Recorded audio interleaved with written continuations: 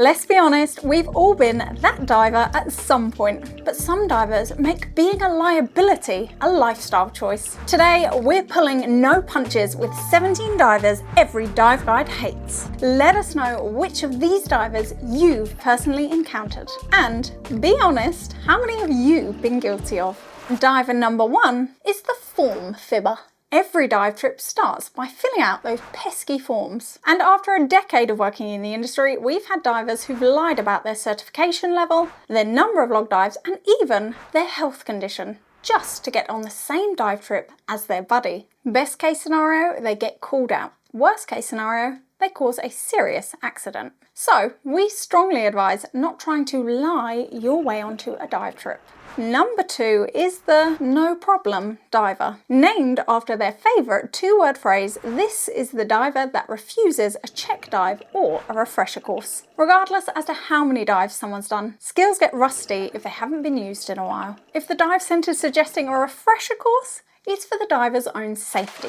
And a check dive should never be viewed as a waste of a dive. Nobody wants to deal with a freak out at 30 metres because somebody wasn't ready to go back in the water. Number 3, you know exactly who you are. The diver who always rocks up late. Full disclosure, we've been guilty of this. And yeah, we get it, you're in holiday mode. But here's the thing. Day trips run on a schedule, often with multiple trips per day. Being late is not only annoying, it's potentially delaying the whole day's activities. And if you had a big night and intend on being a no-show, it's polite to call ahead so the entire boat isn't waiting around for you. We advise turning up early for your trips. It gives you time for final checks without rushing.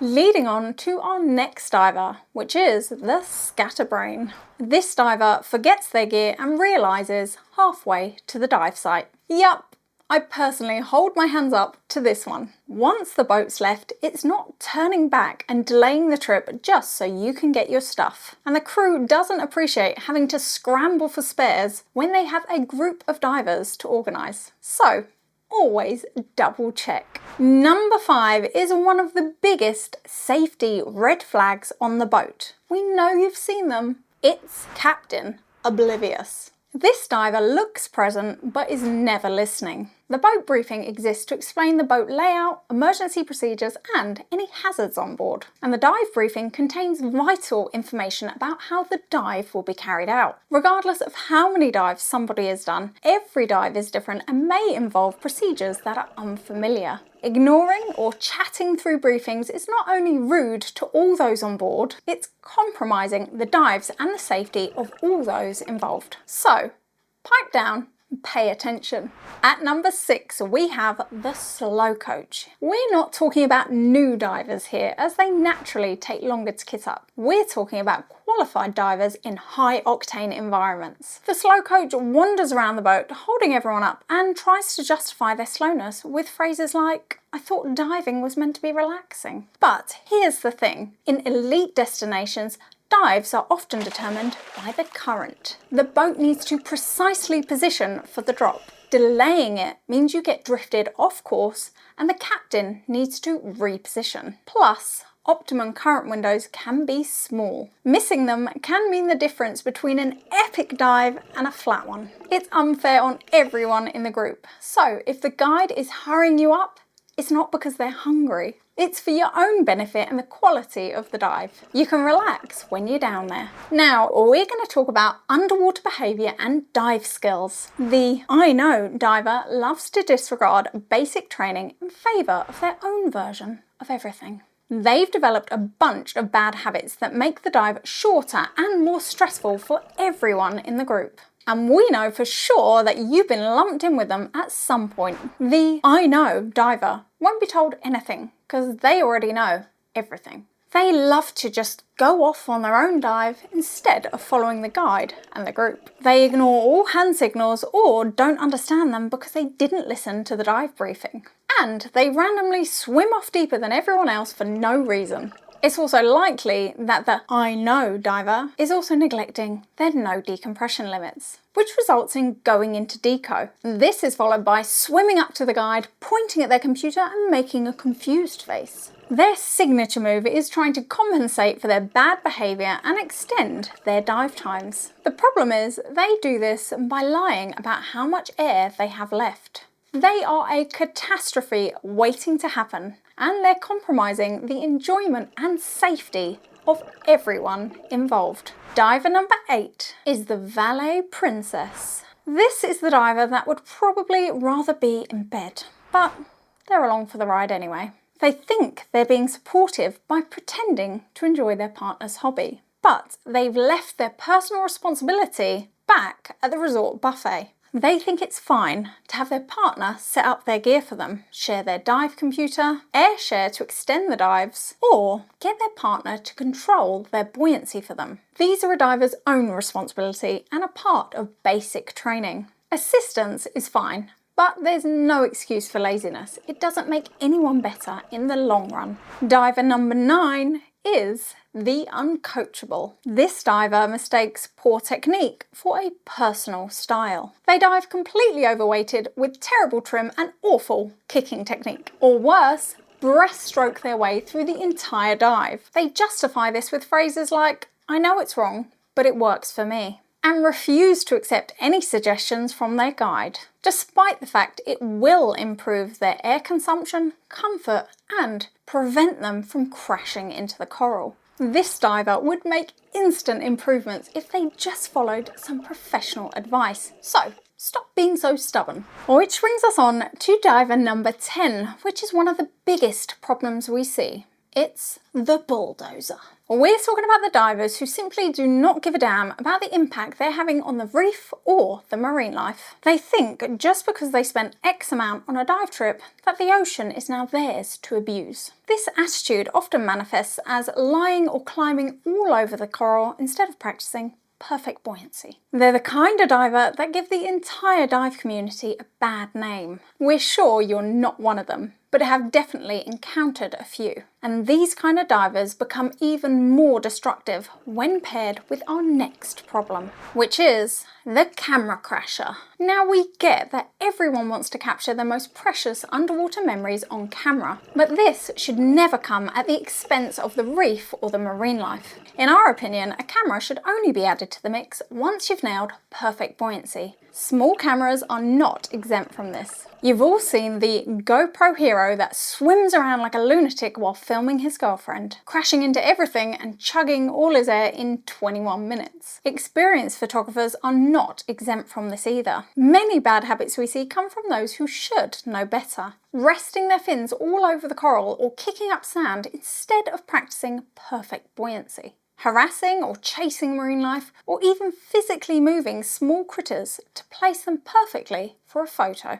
And don't get us started on the hoggers. These are the ones that spend 10 minutes trying to get the perfect photo of their bucket list critter without considering anyone else. For those that are genuinely serious about capturing great images, we strongly suggest undertaking specialised training first and choosing a dedicated dive centre or paying for a private guide. At number 12, we have the tin can impersonator. Now, there's nothing wrong with tapping on your tank now and again if that's the only way for you to get another diver's attention. But constant banging or rattling every time you see a fish, as if you've just seen a pod of humpback whales passing by, it's just irritating and confusing. Instructors and guides are guilty of this too, so please stop.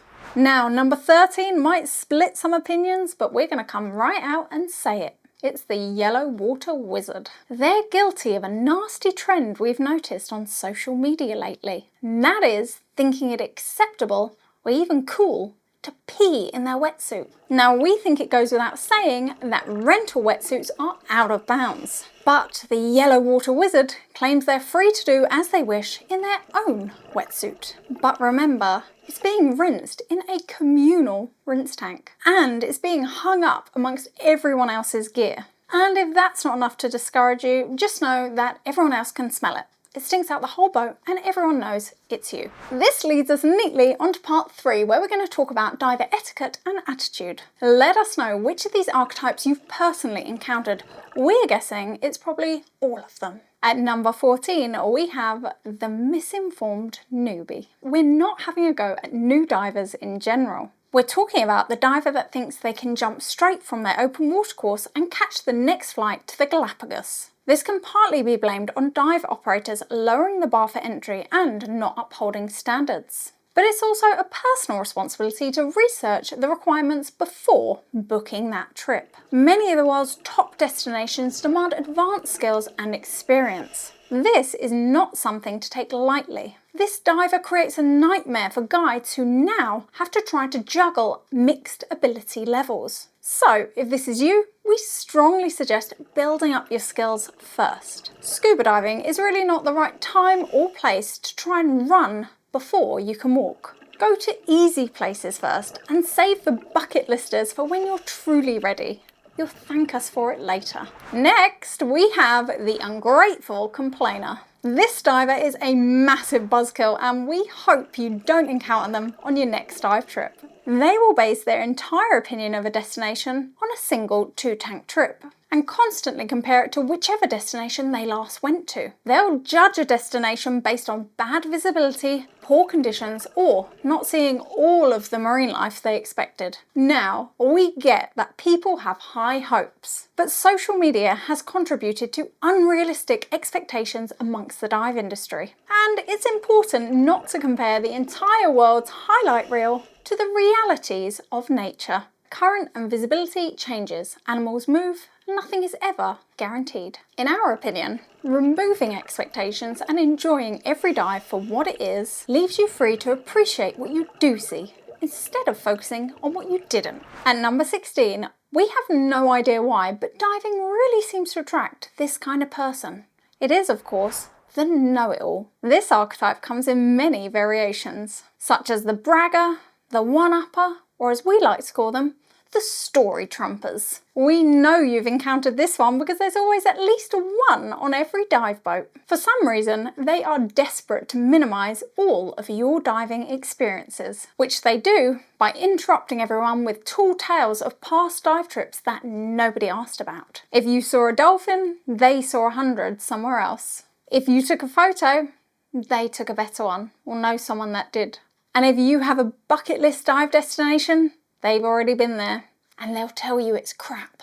This person is impossible to converse with. They may even try to override professional advice, giving bad or even dangerous tips to less qualified divers, telling them ways to break safety standards and then trying to justify this behaviour with phrases like, well, they let us do it in this other place, but those instructors are much better. It's very easy for new divers to get dazzled by the know-it-all's headlights. But just know, if this diver were really as great as they pretend they are, they'd use their experience to uplift others rather than putting them down. And finally, number 17 is a trap that we may have all been guilty of. It's Captain Confident. This is the Dunning-Kruger stage that almost every diver goes through. You'll often hear this diver mistake being an advanced open water diver for being an advanced diver. It could even be the most dangerous stage of a diver's journey, where you're confident enough to feel self-sufficient but lack the experience to practice vigilance, potentially resulting in poor decision making. This is where not exceeding one's personal limits is crucial. Being experienced or trained for one environment does not automatically qualify you for another. So, dive pros, tell us, what's your number one pet peeve? And divers, which of these did you most relate to? If you're guilty of any of these and didn't realise it, we hope we've helped you make some better decisions for future dive trips. If you found this useful, don't forget to share it with your dive buddy. Give it a like and subscribe for more dive-related adventures, and we'll see you underwater.